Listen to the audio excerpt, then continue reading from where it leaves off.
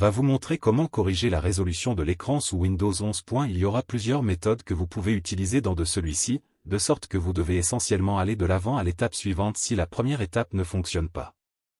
La première chose à faire est d'aller dans la barre de recherche et de rechercher les paramètres d'affichage. Après avoir accédé aux paramètres d'affichage, vous pouvez voir la résolution d'affichage.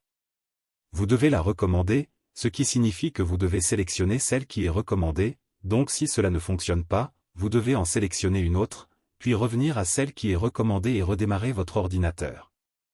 Si cela ne résout pas votre problème, recherchez le gestionnaire de périphériques. Après avoir accédé au gestionnaire de périphériques, vous aurez de nombreuses options à votre disposition. Vous pouvez voir qu'il est en train de se charger. Vous pouvez voir que l'option adaptateur d'affichage est payante. Sélectionnez adaptateur d'affichage et mettez à jour ce pilote, puis tapez recherche automatique de pilote.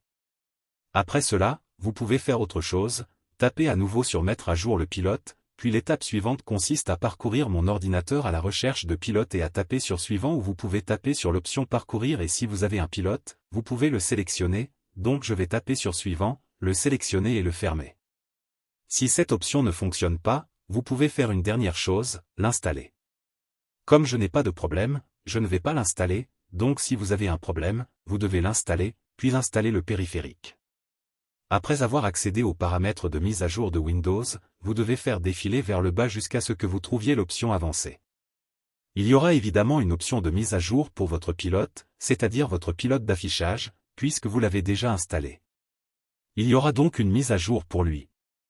Vous devez la sélectionner et diviser cette option jusqu'à ce que vous la trouviez.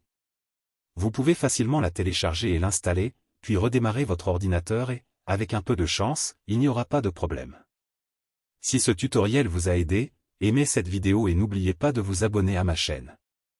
Je vous verrai dans la prochaine vidéo.